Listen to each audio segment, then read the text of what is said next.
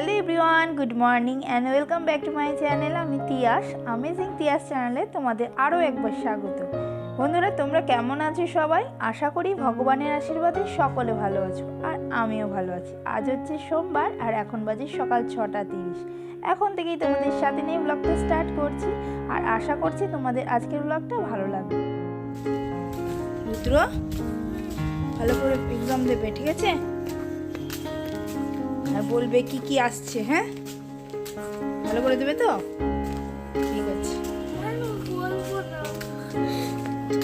যখন খাতা দেবে তখন তো দেখতে পারবে, তাহলে তোমাদের খাতা দেবে না তো, রেজাল্ট দেবে, ফাইনাল এক্সাম। খাতা দেখতে দেবে। আচ্ছা, ঠিক আছে। আজ অনেক দিন পর ব্লগটা আবার দিচ্ছি। আসলে ওম আর রুদ্রের এক্সাম চলছে, সেই জন্য আর কি সারাদিনের ব্লগটাতে শ্যুট করতে পেরেছি, কিন্তু এডিট করে উঠতে পারিনি। সেই কারণে তোমাদের কাছে আমার ভিডিওটাও প্রেজেন্ট করতে পারিনি। তো যাই হোক, মনটা একটু খারাপ, তোমাদের সাথে অনেক দিন পর কথা হচ্ছে, তোমাদেরকে আমার ভিডিওটাও শেয়ার করা হয়নি।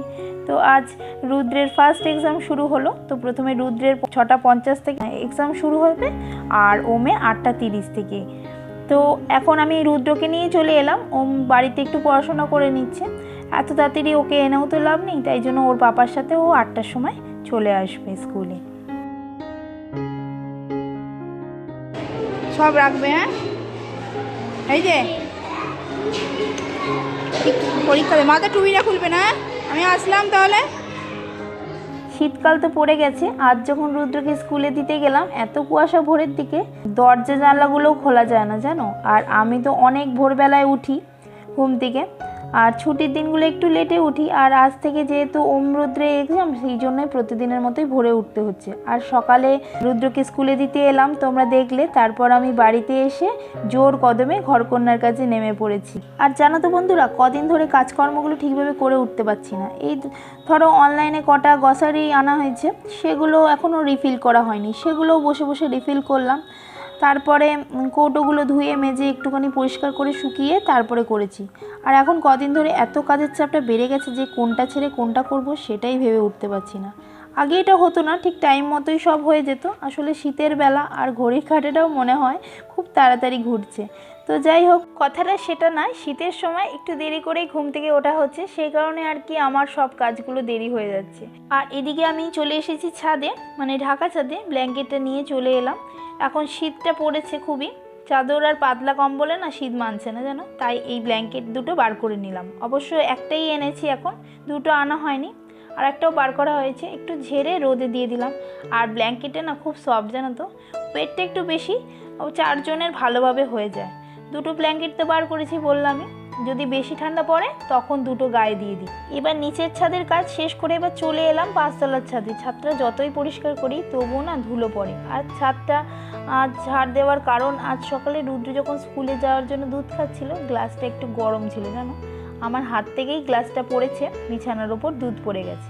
সেই জন্য তোষকটা রোদে দিতে চলে এসেছি। তোষকটা মেঝেতে দেওয়ার আগে না একটু ঝাড়ু না দিলে না, কি বলতো, তোষকের ওপর ধুলোগুলো পুরো অ্যাবজর্ব করে নেবে। তো সেই জন্য পরিষ্কার করে নিচ্ছি।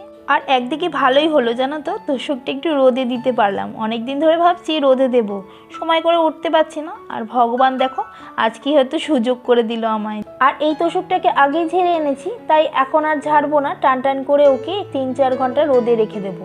আবার যখন তুলবো তখন একটু ঝেড়ে বিছানায় পাতবো। আর মাঝে মধ্যে না বিছানাপত্র রোদে দিলে না দেখবে এইসব জিনিসগুলো, মানে বিছানাপত্রগুলো পোকা হয় না। তো সেই জন্য আর কি আমি মাঝে মধ্যে দিয়ে দিই। আমার মাকেও দেখেছি বিছানাপত্র রোদে দিতে। আর মায়ের বাড়ির বিছানাপত্রে কোনোদিন ছাড় পোকা হতে দেখিনি।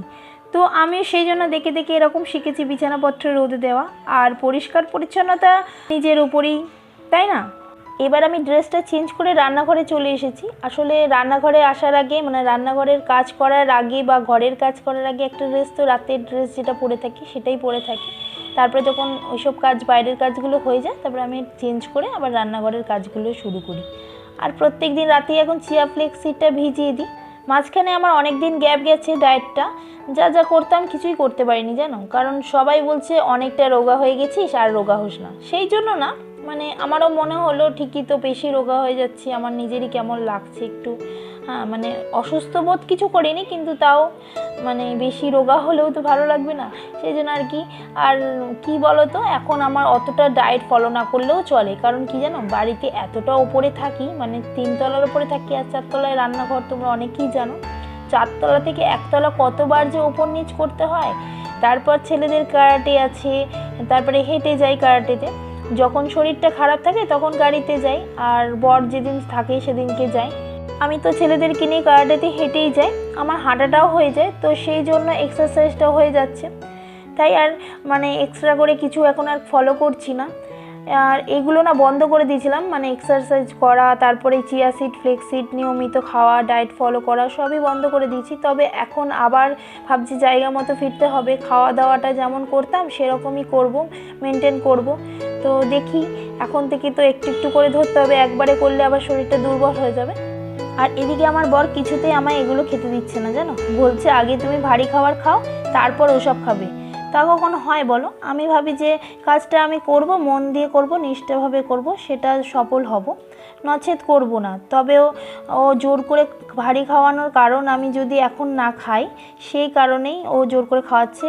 এখন যদি না খাই 11টা বেজে যাবে আমার ব্রেকফাস্ট করতে, সেই কারণেই ও আমাকে এত জোর করে। তারপরে আমার তো ঘরের সব কাজ করে আমি এখন চলে এসেছি ঘরে, ও স্কুলে বেরিয়ে গেছে, দিয়ে এখন আমি আবার এক্সারসাইজটা শুরু করে দিয়েছি। এই যে দেখো, প্রথমেই আমি প্রাণায়ামটা শুরু করছি, সেটা হলো কপালভাতি প্রাণায়াম। এটা করতে পদ্মাসনে বসতে হয়। আর প্রাণায়াম আসনের অনেক উপকারও আছে জানো। আর অনেকেই আছে এতটা কর্মব্যস্ত যে সব দিক সামলাতে গিয়ে নিজের দিকটাই দেখতে ভুলে যায়। তবে আমি মনে করি সব কিছু ভুললেও কিছুটা সময় হয়তো এইটুকু নিজের জন্য ভাবা যায়, তাই না? তার মধ্যে এই প্রাণায়ামগুলো একজন সুস্থ মানুষের প্রতিদিন কমপক্ষে আধ ঘন্টা, সম্ভব হলে 1 ঘন্টা ব্যায়াম কিংবা মেডিটেশনের জন্য রাখা উচিত। এতে শরীর যেমন থাকবে সুস্থ, কাজের দিকেও তেমনি মন থাকবে প্রশান্ত। প্রাণায়াম মেডিটেশনের একটি বিশেষ ধরন, যেটি শুধুমাত্র শ্বাস প্রশ্বাস নিয়ন্ত্রণের মাধ্যমে করা হয়। আর প্রাণায়াম যেহেতু মেডিটেশনেরই একটি বিশেষ ধরন, আমাদের দৈনন্দিন জীবনে ব্যায়াম বা মেডিটেশনের উপকারিতার সম্বন্ধে আমরা কম বেশি সবাই জানি। স্বাভাবিকভাবে আমরা যখন শ্বাস ত্যাগ করার পর শ্বাস গ্রহণ করি, তখন ফুসফুসে যে পরিমাণ বাতাস প্রবেশ করে তাতে ফুসফুস মাত্র 2/3 প্রসারিত হয়, কিন্তু প্রাণায়াম করার মাধ্যমে ফুসফুস সম্পূর্ণভাবে প্রসারিত করা যায়। ফলে শরীর পর্যাপ্ত পরিমাণ অক্সিজেন পায়, আর আমাদের শরীরে অক্সিজেন সরবরাহ বৃদ্ধি পেলে রক্ত চলাচল সঠিকভাবে হয়, আর হৃৎপিণ্ড ভালোভাবে কাজ করতে পারে। এরকম আরও অনেক ধরনের উপকার হয় ব্যায়াম বা প্রাণায়াম করলে। প্রতিদিন যদি আমরা একটু সময়, ধরো 3 থেকে 5 মিনিট বা 5 থেকে 10 মিনিট ব্যায়াম করি, তাহলে প্রাণায়ামের সুফল ভোগ করতে পারবো। তেমনি অনেক ছোট বড় শারীরিক সমস্যাও জয় করতে পারবো, ওষুধ কিংবা ডাক্তারের সাহায্য ছাড়াই। আমি এবার ব্যায়ামটা শেষ করে স্নান করে একটু রোদে বসলাম। এখন রুদ্র আর ওর দিদিভাই একসাথে খেলছে। আজ মিষ্টু আসার কথা ছিল না, রুদ্র অনেক দিন ধরে দিদিভাইয়ের সাথে খেলতে চাইছে, সেই জন্য মিষ্টু এসেছে। আর রুদ্রের দিদিভাইকে তো অনেকেই চেনো নিশ্চয়ই, তাও একবার বলি ওর পরিচয়। এটা হচ্ছে বৌদির মেয়ে, মানে সেই আমার সাথে যেই বৌদি সবসময় থাকে, আমার বন্ধু বৌদি, সেই বৌদির মেয়ে মিষ্টু। আর জানো তো, রুদ্র ওর দিদিভাইয়ের সাথে থাকলে রুদ্র একেবারে শান্ত হয়ে যায়।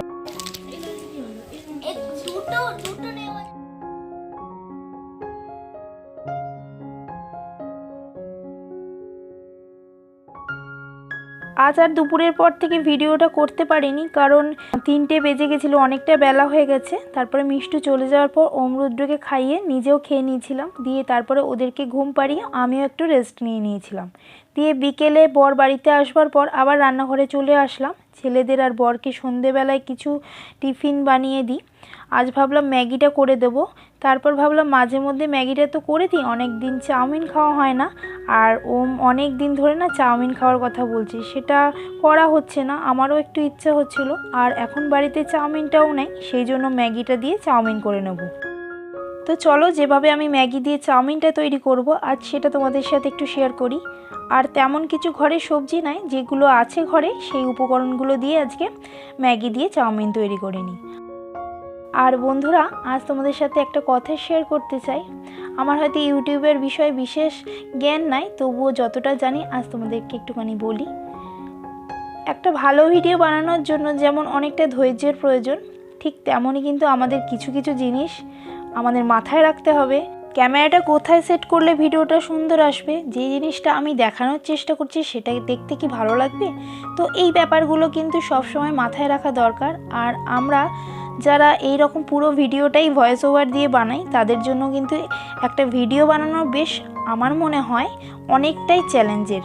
প্রথমত আমাদের একটা ভিডিও বানিয়ে নিতে হয়, আর তারপর প্রতিটা সিচুয়েশান অনুযায়ী আমাদেরকে তার মধ্যে ভয়েস ওভার দিতে হয়। অন ক্যামেরায় কথা বলে ভিডিও বানানোটা একরকম, আবার ভয়েস ওভার দিয়ে ভিডিও বানানোটাও কিন্তু আর এক রকম।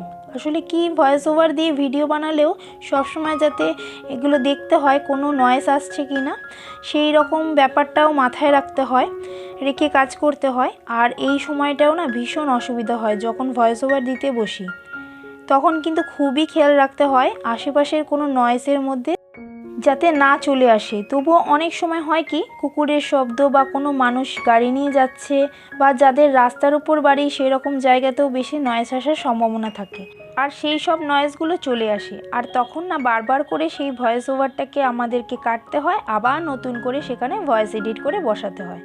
তো ব্যাপারটা মোটেও কিন্তু সহজ না, যথেষ্ট পরিশ্রমের ব্যাপার, তাই না? আর সত্যি বলতে যে কোনো ক্ষেত্রেই বা যে কোনো কাজেই ধৈর্য আর পরিশ্রম না করলে সফলতা তো আসবে না, আর এগুলো তো ভীষণই দরকার, তাই না? তো এদিকে তোমাদের সাথে গল্প করতে করতে আর একটু জ্ঞান দিতে দিতে, জ্ঞান না, আমার যা মনে হলো তোমাদেরকে একটুখানি বললাম। আসলে আমি যেটা করি সেটাই আমি তোমাদের সাথে শেয়ার করলাম। তো করতে করতে দেখো ম্যাগিটা আমার অনেকটা, মানে চাউমিনটা আমার অনেকটাই হয়ে গেছে। এবার একটু সস দিয়ে দিলাম, তার মধ্যে একটু ম্যাগি মশলা দিয়ে দিলাম, দিয়ে একটু নাড়াচাড়া করলেই আমার ম্যাগিটা কমপ্লিট হয়ে যাবে।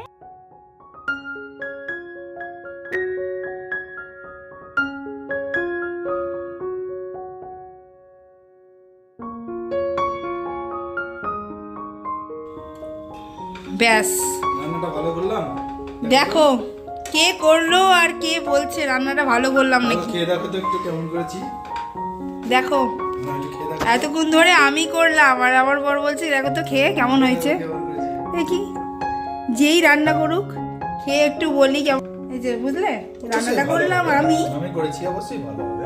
দেখ, কি রান্না করেছি। আমি করলাম আর নিজের নাম করছে, ঠিক আছে কোনো ব্যাপার না, খেয়েই দেখি।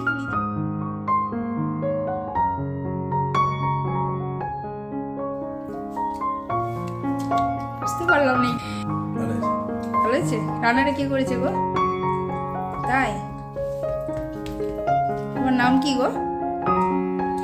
মেহুডং। দাও, কি দেবো? খেতে দাও। কি খেতে দেবো? লেবু চিড়ে দিই, হ্যাঁ? না না না না, ম্যাগিতে লেবু ছড়ায় না। দেখো তো, এই দিল দিল, পুরো 12টা বাজিয়ে দিল। হ্যাঁ, ভালো লাগবে বলছি। কি করছে দেখো তো, কি হচ্ছে বলো তো। তুমি তাহলে করতে পারতে। তো যাই হোক, দিলাম না, এতেই সাতটা বেড়ে যাবে। দেখো, তো যাই হোক রান্নাটা তো করলাম, খেয়ে দেখি, মানে একটুখানি খেয়ে বুঝতে পারলাম না, এবার লেবুটা মেশানোর পর যে কি বিষাক্ত হয়ে গেল খাবারটা আমি বুঝতে পারছি না। দারুণ বলো, হেভি। তো চলো বন্ধুরা, আমরা এখন ডিনারটা সেরে নিই এই ম্যাগি চাউমিনটা দিয়ে। ভিডিওটা আমি এখানেই শেষ করছি। তোমরা যে যেখানে আছো ভালো থেকো, সুস্থ থেকো এবং সাবধানে থেকো। Good night.